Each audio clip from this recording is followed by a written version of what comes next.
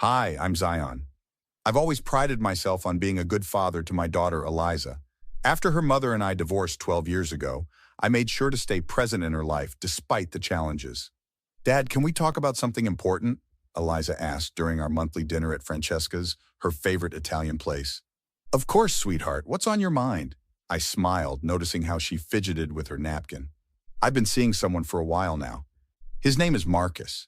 He asked me to marry him last weekend, and I said yes. She revealed a modest diamond ring on her finger. I nearly choked on my water. That's quite a surprise. I didn't even know you were dating someone seriously. How long has this been going on?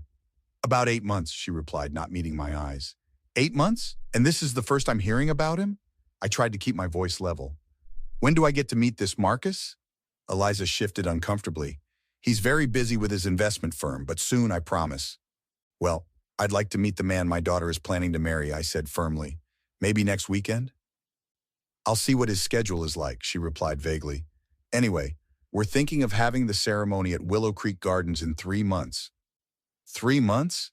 That's awfully quick for planning a wedding. We want something small and intimate.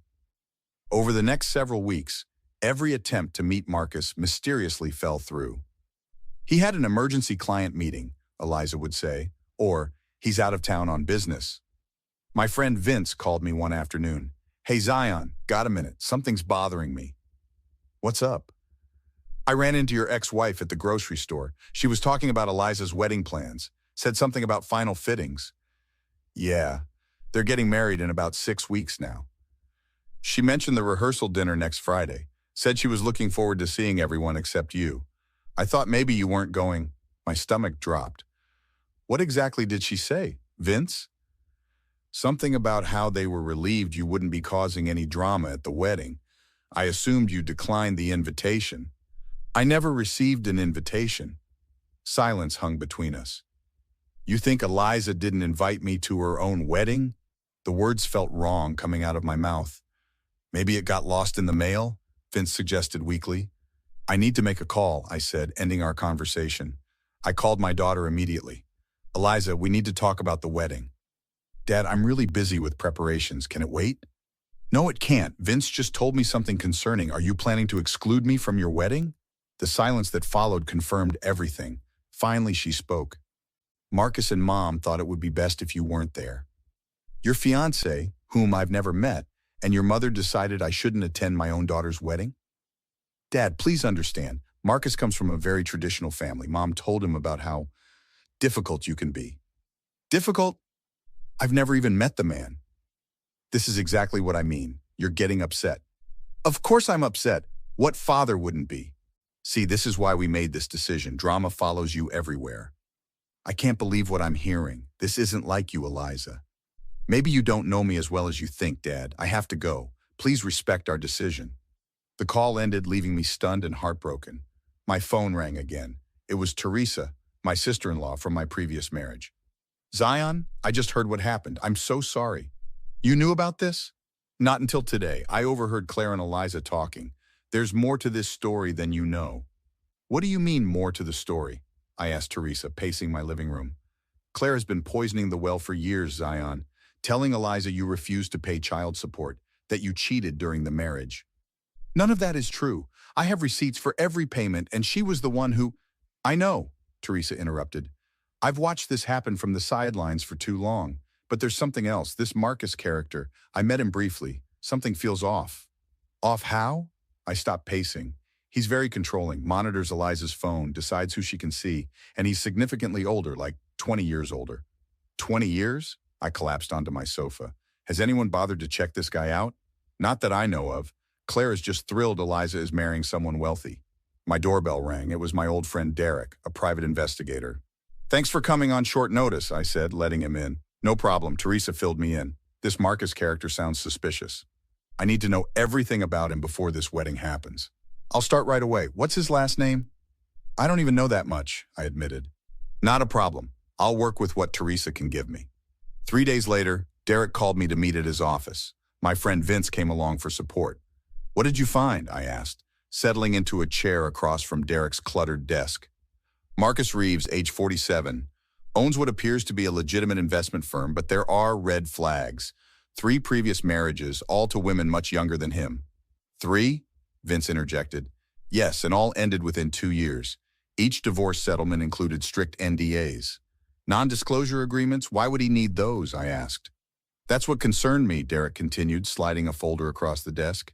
I did some digging. His second wife filed a police report for domestic violence before suddenly dropping the charges and signing the NDA. Are you saying he's abusive? My blood ran cold.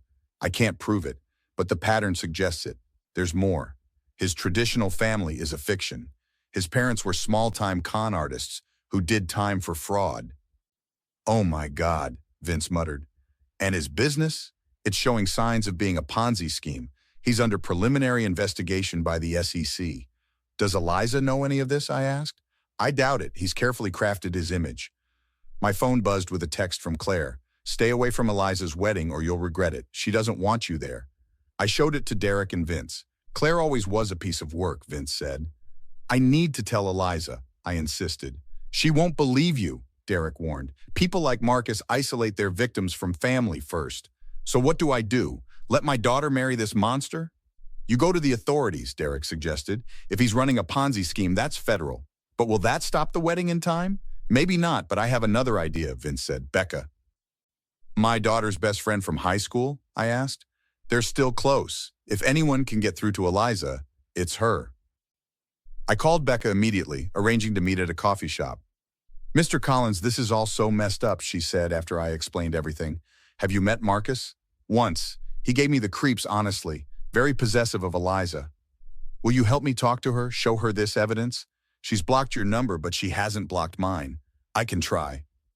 I can't believe you went behind my back, Eliza shouted across my living room, where Becca had managed to bring her under false pretenses. Derek and Vince stood awkwardly near the kitchen entrance. Eliza, please just look at the information, I pleaded, gesturing to the folder on the coffee table. No, I'm not reading your lies. Marcus warned me you'd try something like this. Eliza, I've known your dad my whole life, Becca said gently. He wouldn't make this up. So you're all against me? Eliza's voice broke. Against my happiness? We're trying to protect you, I said. From what? A successful man who loves me? Who wants to give me the stability you never could? That stung, but I pressed on. Did you know he's been married 3 times before? All to young women like you? Her expression faltered momentarily. He told me about one marriage. What about the domestic violence report or the SEC investigation? What investigation? She looked genuinely confused. His investment firm is being looked into for fraud, Eliza. It's likely a Ponzi scheme. You're lying. You've always been jealous of successful men. Eliza, Derek intervened. I'm a licensed investigator. These are documented facts. She paused, uncertainty crossing her face. The front door burst open. Marcus strode in, followed by Claire. There you are, he said to Eliza, his voice deceptively calm. I've been worried sick. How did you find me? Eliza asked. Your mother tracked your phone, he replied, glaring at me. You must be the father I've heard so much about.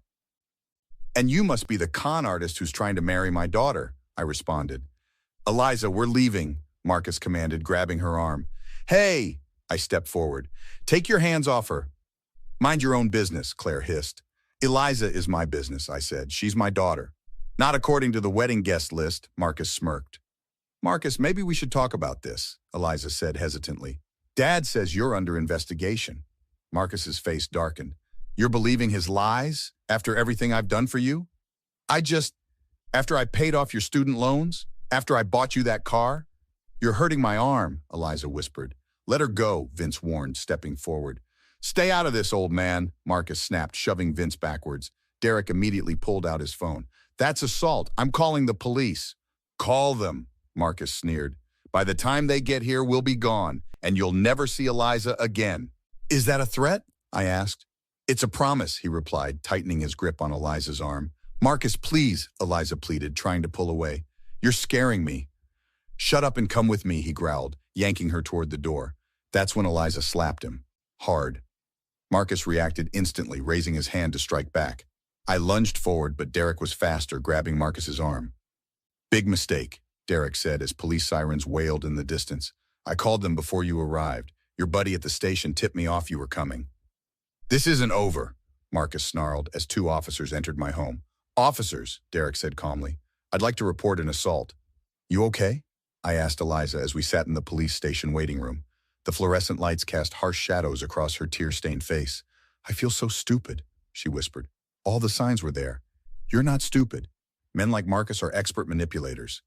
Detective Rivera approached us. Miss Collins, we've taken your statement and Mr. Reeves has been processed. Based on what happened and his prior record, he's being held without bail. Prior record? Eliza looked up. Yes. Once we ran his prints, we found outstanding warrants in 2 states, financial fraud and domestic assault. What happens now? I asked. We've contacted the FBI regarding the SEC investigation. They're very interested in speaking with him. And the wedding? Eliza asked softly. I think that's off the table, Rivera replied gently. I'm sorry.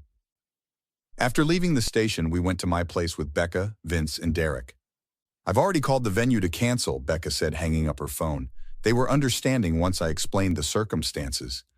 Mom is going to be furious, Eliza sighed. Your mother has some explaining to do herself, Vince said. She knew more about Marcus than she let on. Did she? Eliza turned to me. Teresa overheard her talking about his business problems weeks ago, I explained. She chose to ignore the red flags. Eliza's phone buzzed repeatedly. It's Mom. She's demanding I bail Marcus out. What are you going to do? Becca asked. Eliza silenced her phone. Nothing. I'm done letting other people make my decisions. The doorbell rang. It was Teresa. I came as soon as I heard, she said, hugging Eliza. Claire is telling everyone you've made a terrible mistake. The only mistake was trusting her and Marcus, Eliza replied. A week later, Marcus requested to see Eliza. Against my advice, she agreed to meet him at the jail with me waiting outside. How did it go? I asked when she emerged, her expression unreadable. He begged me to reconsider, said he'd get help, that he really loves me. She paused. Then he tried to convince me to withdraw my statement. And I told him I hope he gets the help he needs, behind bars. 3 months later, we sat in a courtroom as Marcus was sentenced to 15 years for fraud and assault. Claire refused to attend, still insisting Eliza had overreacted. You doing okay? I asked as we left the courthouse. Better than I expected, Eliza replied. I've been seeing a therapist. She's helping me understand why I was attracted to someone like him. I'm proud of you, you know that? Thanks, Dad. I'm sorry I ever doubted you. You're my daughter. I'll always look out for you, even when you think you don't need it. Vince waved to us from his car. Celebration lunch? Definitely, Eliza smiled. At the restaurant, Derek raised his glass. To dodging bullets. And to second chances, I added, looking at my daughter. Dad, Eliza said quietly as the others chatted, I never properly thanked you for saving me from making the biggest mistake of my life. You don't need to thank me. Yes, I do, and I need to apologize for trying to exclude you from my wedding. I let Mom and Marcus convince me you were the problem. It's in the past. Not completely. Mom still won't admit she was wrong. She's demanding I reconcile with her. And will you? Eliza shook her head. Some bridges can't be rebuilt. I've learned that the hard way. Sometimes the family we choose is more important than the family we're born with, I said, gesturing to our friends around the table. I'm beginning to understand that, she replied, squeezing my hand. So what happens now? Now, we move forward, one day at a time. 6 months later, Eliza and I were having coffee at her new apartment when her phone rang. It's Teresa, she said, answering. Hey, what's up? I watched as Eliza's expression changed from casual to shocked. When did this happen? She asked, putting the call on speaker. Yesterday, Teresa's voice came through. The FBI raided Claire's house. They found documents connecting her directly to Marcus's scheme. Apparently, she was helping him recruit investors among her friends. Mom was involved in the fraud? Eliza looked at me in disbelief. She knew exactly what he was doing, Teresa continued. And worse, she found his previous victims' information. She used their experiences to coach him on how to manipulate you more effectively. I can't believe this, Eliza whispered. There's more. They're charging her as an accessory. Her court date is next month. After the call ended, Eliza sat in silence. You okay? I asked gently. You know what's strange?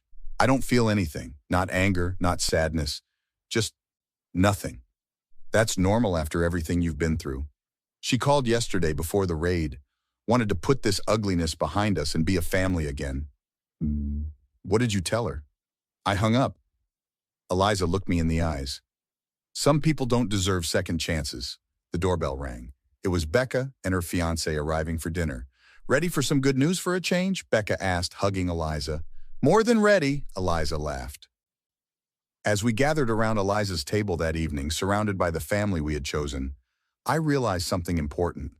The best revenge wasn't seeing Claire in handcuffs or Marcus behind bars. It was this, my daughter, happy and free, surrounded by people who truly loved her. Dad, everything all right? Eliza asked, noticing my thoughtful expression. Everything's perfect, I replied, raising my glass, to endings that lead to better beginnings.